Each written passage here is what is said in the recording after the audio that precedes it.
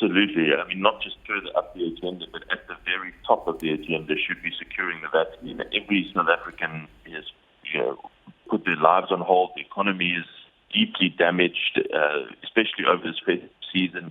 We've got to get back to normal, and one of the best ways that we can do that is by making sure that the country is vaccinated. And here we have a situation where the rest of the world is moving ahead of us. We've seen 5 or 6 countries already rolling out the vaccine in Russia and Britain and America and so on. And we have not even met the first or the second deadline to pay for the deposit to receive our vaccines. This is completely unacceptable. I mean, do we know, Geordin, in terms of how the COVAX facility is set up, do we know that missing this deadline does mean that we are pushed back to the back of the queue? No, we don't know that for sure. I've actually written to COVAX, to Gavi, which is the organization that is running COVAX, the global organization, to ask them exactly what the consequences are, because obviously our government gives us no information. And I think that's also part of the problem. I think we as the public should demand a proper explanation from government, not just why we've missed the deadline, but what exactly is the plan? When is the vaccine going to be received? When will it be rolled out? Who will receive it first? And so on. It's crazy that we have to guess all of this information and that we don't know.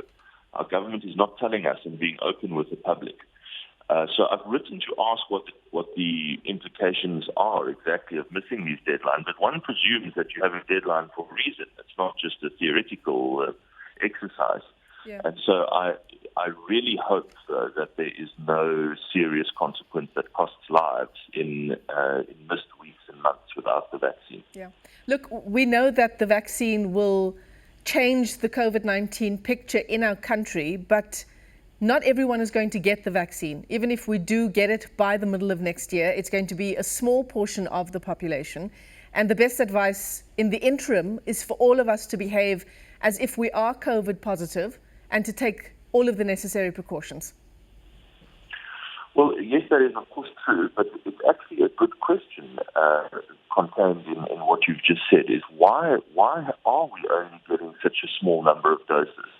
Why has the government only ordered enough doses for 6 million South Africans? I mean, the full cost, just to give you an idea, the total cost to vaccinate 40 million South Africans would be 9.5 billion rand. Now, of course, 9.5 billion rand is a lot of money, but I would just remind everyone that is still 1 billion rand less than what we've just given to SAA just a few weeks ago. So why is it that the government has ordered only enough vaccine for 6 million people? I think that's another excellent question that the government should answer. Yeah, but absolutely. The point is that there's just no transparency or information around any of this. Well, that's the issue, isn't it? Is that there is this information hole. We literally don't know what is happening, aside from updates every now and then by the president on how we all should be taking precautions. Yes, exactly. I think this is really very serious. This is one of the things that concerns me most. Obviously, I am most focused on the payment deadline because that's my portfolio in finance. But it is just appalling to me that we as South Africans are all waiting with bated breath for this vaccine, but no one knows what really the government's plan is.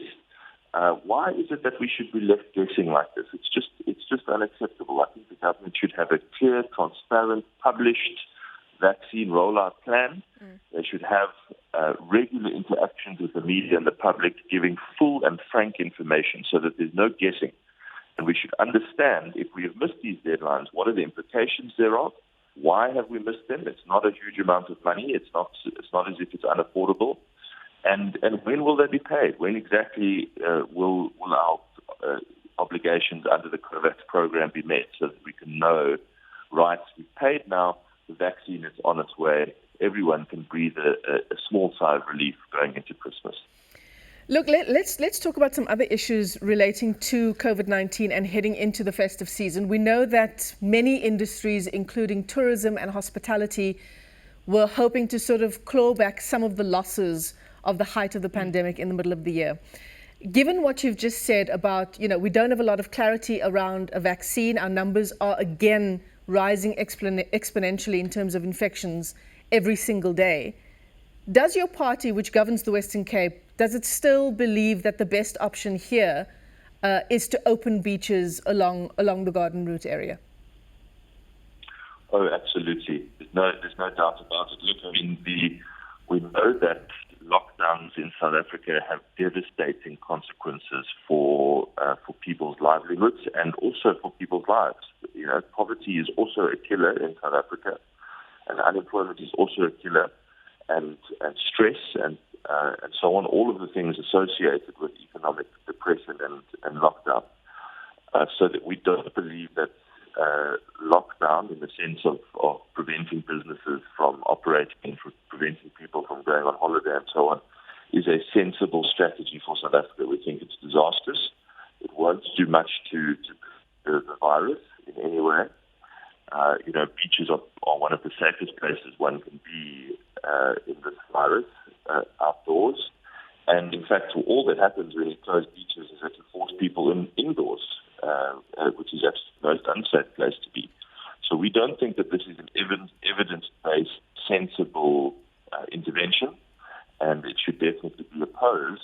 And more than the basis for this intervention in evidence is terrible for the Garden Route economy and all of those holiday towns, including the Eastern Cape holiday towns as well. Yeah, certainly a lot of opinions around this issue. Geordin Hill Lewis, thanks very much for coming on to the AM report to discuss more specifically the COVAX Vaccine Facility.